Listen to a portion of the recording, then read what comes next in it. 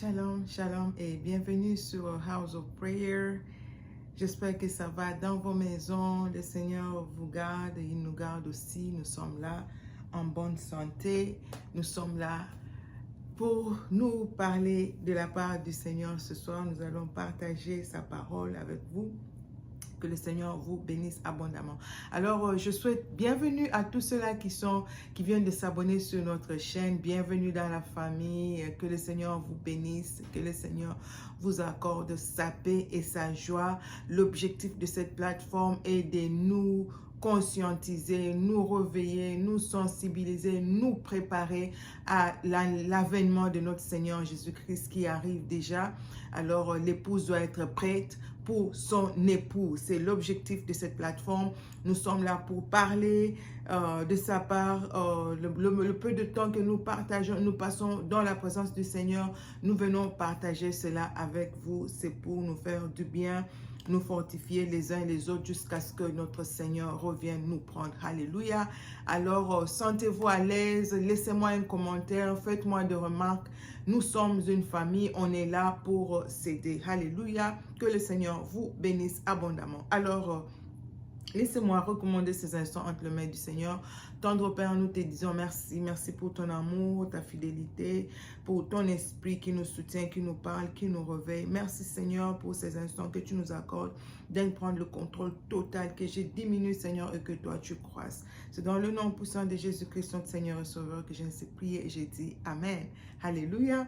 Alors, ce soir, je veux parler du souvenir, la puissance qu'il y a dans le souvenir de tout ce que le Seigneur fait pour nous, la force. Il y a une force terrible dans le souvenir. Quand tu te souviens de ce que le Seigneur a fait, cela fait ta force, cela te donne la foi, cela te booste, cela te réveille, cela te pousse encore à continuer à combattre le bon combat de la foi. Alléluia. Le souvenir, c'est vraiment un combat avec notre ennemi qui est le diable. Il cherche à tout prix nous enlever dans notre pensée, dans notre esprit ce que le Seigneur a fait. Tu oublies, tu te retrouves devant une situation qui est difficile pour toi, pas pour le Seigneur. Tu te trouves dans une position où c'est vraiment compliqué. Tu oublies carrément ce que le Seigneur a eu à faire déjà dans le passé et tu paniques. Ça, c'est l'ennemi qui amène cet état. Et ce soir, l'objectif est de nous amener à ne pas être dans cet état quand les choses sont difficiles, les choses sont compliquées. Toujours te rappeler que le Seigneur l'a fait une fois, il peut le faire encore. Alléluia. Alors, nous allons lire dans le livre de Josué 4. Je lis au nom de Jésus. Nous aurons beaucoup de passages à lire ce soir. Je lis au nom de Jésus. Josué appela les 12 hommes qu'il choisit parmi les enfants d'Israël, un homme de chaque tribu. Il leur dit: passez devant l'arche de l'Éternel, votre Dieu, au milieu du Jourdain, et que chacun de vous charge une pierre sur son épaule selon le nombre des tribus des enfants d'Israël, afin que cela soit un signe au milieu de vous, lorsque vos enfants demanderont un jour: que signifient pour vous ces pierres? Lorsque vos enfants demanderont, vous allez voir que quand Israël sortit de l'Égypte, à chaque fois, le Seigneur disait à Moïse: faites ceci, afin que lorsque vos enfants vous demanderont, faites ceci, afin que gardez ceci, afin que lorsque l'on vous demandera, vos enfants vous demanderont, qu'est-ce que vous allez dire? Qu'est-ce que signifie pour vous ces pierres? Vous leur direz: les eaux du Jourdain ont été coupées devant l'arche de l'Éternel, de l'alliance de l'Éternel, lorsqu'elle passa le Jourdain. Les eaux du Jourdain ont été coupées et ces pierres seront à jamais un souvenir pour les enfants d'Israël. Les enfants d'Israël firent ce que Josué leur avait ordonné. Ces pierres seront à jamais un souvenir pour les enfants d'Israël. Le Seigneur laisse toujours des empreintes. Il laisse ses marques, il laisse ses empreintes. Quand il passe dans ta vie, il va laisser l'empreinte. Et tu dois toujours te rappeler de ce que le Seigneur a fait. Quand le Seigneur dit à Josué, pour que les enfants se souviennent toujours de son alliance. que vos enfants se souviennent toujours. C'est pourquoi il est important pour nous de parler des exploits de notre Seigneur à nos enfants, des exploits de notre Seigneur aux fruits de nos entrailles. Même le bébé qui est dans ton sein, tu peux parler à cet enfant, parler à cet enfant de ce que le Seigneur a fait. Quand il naît, tu parles, tu dis, regarde ce que Dieu a fait. Tu sais, toi, j'ai passé 10 ans, 15 ans, 3 ans. Il m'était difficile de concevoir. Les médecins ont dit ceci, ils ont dit cela. Mais regarde ce que mon Dieu a fait. Tu mets ça, tu imprimes ça dans le cœur de ton enfant. Tu imprimes cela dans l'esprit de ton enfant. Et ça, c'est un souvenir. Et quand cet enfant grandit, il grandit avec cela. Le Dieu de ma mère a fait ceci. Le Dieu de ma mère a fait cela. Et quand il se retrouve devant les situations difficiles, que tu sois là ou pas, il va se souvenir que le Dieu de ma mère est un Dieu capable. C'est exactement ce que le Seigneur voulait que Israël fasse avec ses enfants. Vous gardez. Quand on vous demandera, vous leur direz. Je dis dans le livre de 1 Samuel 17, 37, le genre, tu sais, je dis, quand tu regardes l'histoire de David et Goliath, David a tiré sa force dans le souvenir. C'est du souvenir qu'il a tiré sa force. J'ai partagé ça une fois sur un live, un dimanche, je faisais des live sur Facebook. J'ai dit, c'est dans le souvenir qu'il est allé tirer sa force. Tout Israël avait peur. Israël a oublié, Dieu l'a fait sortir d'Égypte. Tout ce qu'ils ont vécu comme miracle. Mais ce jeune homme vient, il se souvient. Écoutez ce que David dit. Dans le livre de 1 Samuel, je pense 37e verset, David dit encore, « L'Éternel qui m'a délivré de la griffe du lion et de la patte de l'ours me délivrera aussi de la main de ce Philistin. » Et Saül dit à David, « Va et que l'Éternel soit avec toi. » Tout le monde avait peur. Tout le monde ne savait pas. Et David a commencé, j'ai juste lu un passage, vous pouvez lire tout le chapitre. David a commencé par rappeler au roi tout ce qu'il a eu à vivre comme exploit dans le secret que les personnes connaissaient, même ces fois je ne pensais même pas qu'ils savaient que David a eu à vivre ces choses. Et David se met à rappeler au roi, regarde, il a fait ceci, il a fait cela, il a fait le même Dieu qui m'a délivré de la main de l'ours, me délivrera de la main de ce Philistin. Et quand il se présente devant le Philistin, le Philistin regarda et lorsqu'il aperçut David, il le méprisa, il ne voyait en lui qu'un enfant blond et d'une belle figure. Et puis David ajoute ceci, il ajouta, « Viens vers moi, je donnerai ta chair. » Non, David dit aux Philistins, « Tu marches contre moi avec l'épée, la lance et le javelot, et moi je marche contre toi. » Au nom de l'Éternel des armées, le Dieu d'Israël, que tu as insulté. Aujourd'hui, l'Éternel te livrera entre mes mains. Je t'abattrai et je te couperai la tête. Aujourd'hui, je donnerai les cadavres du camp des Philistins aux oiseaux du ciel. Et c'est ce qui s'est passé. Donc David, il avait l'assurance que même, je pense même Goliath était, mais qu'est-ce qui se passe avec ce jeune garçon? L'assurance, la force dans les exploits de l'Éternel, la force dans ce que le Seigneur a déjà fait, le souvenir. Il est allé tirer sa force dans le souvenir. Il dit, le même qui m'a délivré. De la même façon. En fait, David voyait Goliath comme l'ours, comme le lion, comme tout ce qu'il avait déjà tué. Il n'a pas vu Goliath comme un humain. Il n'a pas vu Goliath comme le géant, le puissant, tout ça. Non, David a vu Goliath comme un animal parce qu'il a eu à faire des exploits de la même façon.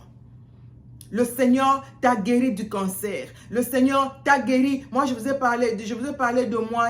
L'année passée, au mois de décembre, j'ai été opéré 3 fois en moins de 48 heures.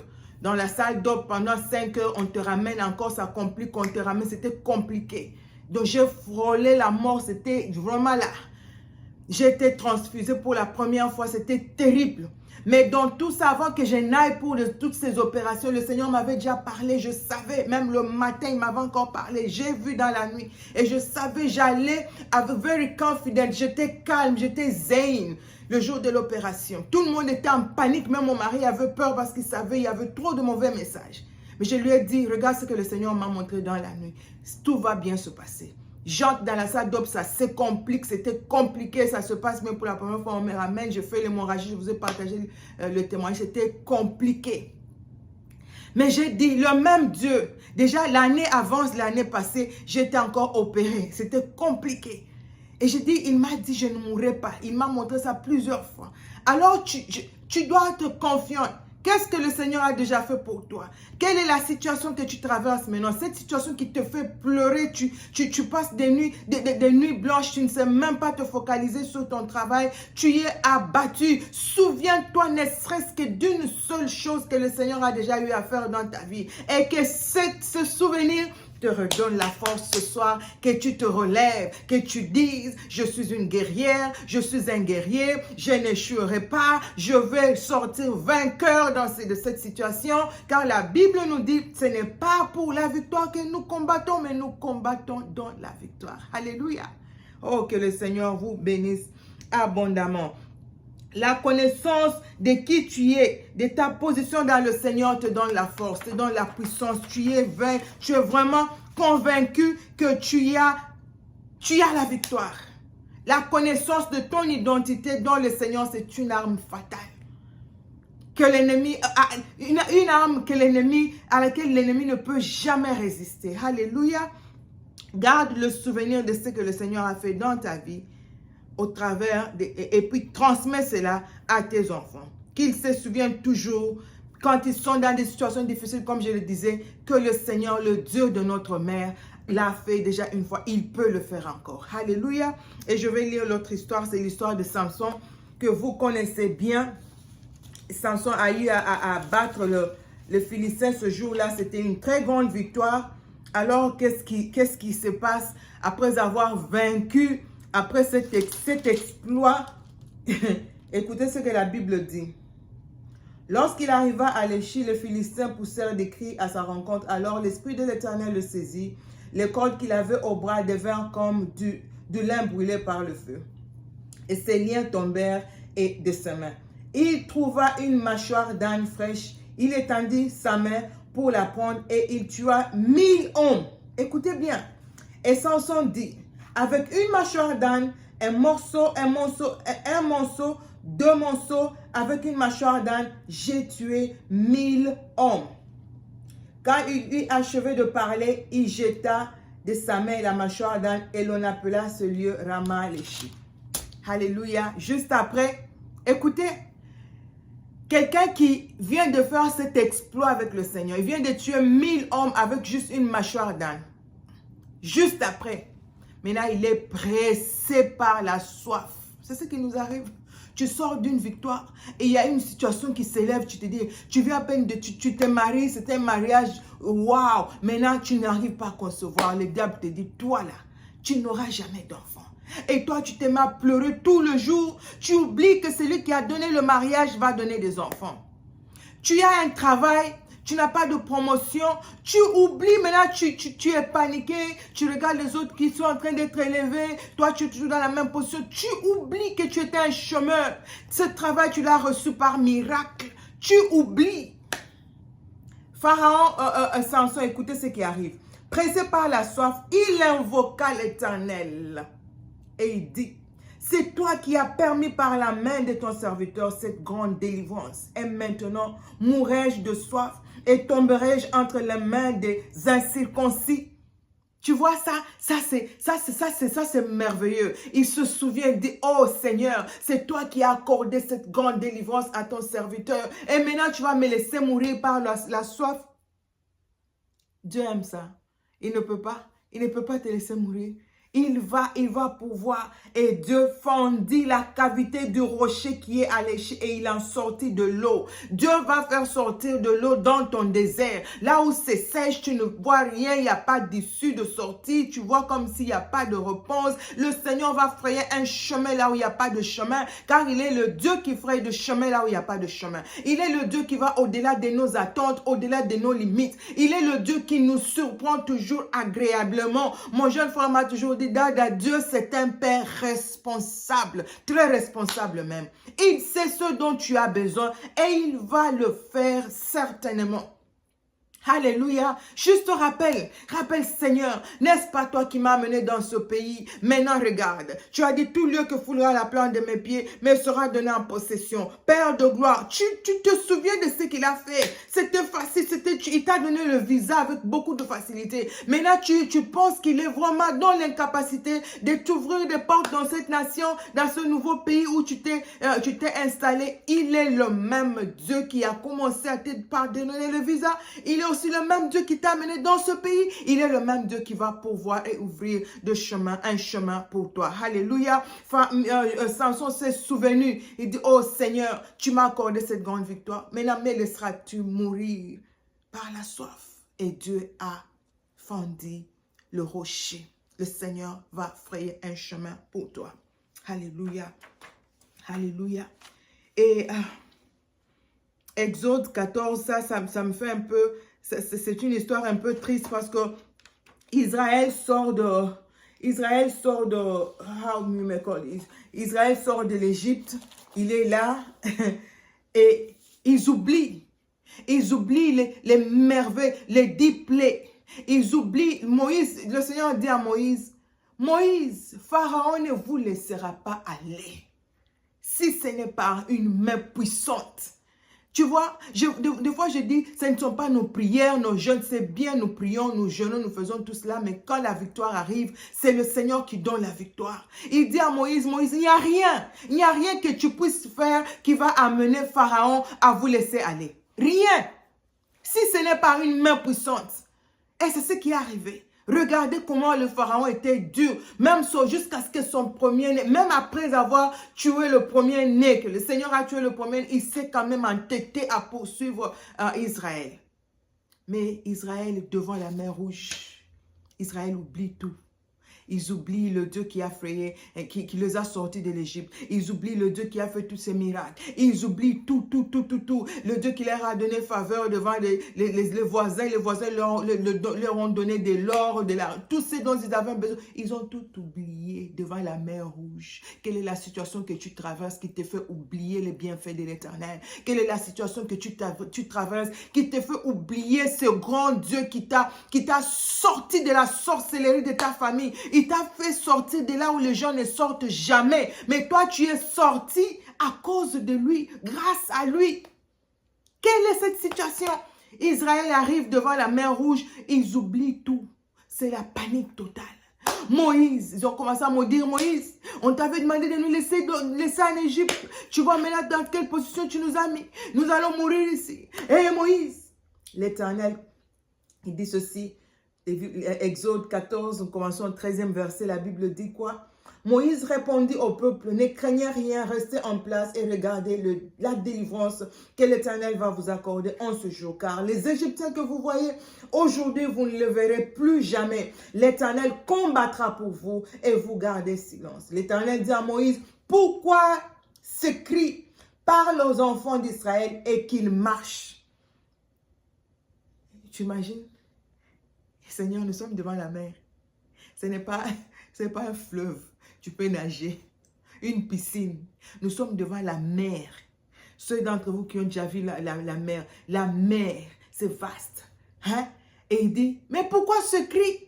Dis-leur d'avancer. Quand moi, j'ai toujours dit, le fait que Moïse a frayé, le Seigneur a frayé un chemin dans la mer, c'était le plan B. Moi, je pense que le plan A de Dieu, Dieu voulait que Israël soit le premier à marcher sur les eaux. Comme Jésus a marché sur les eaux. Dieu voulait que Israël marche sur les eaux.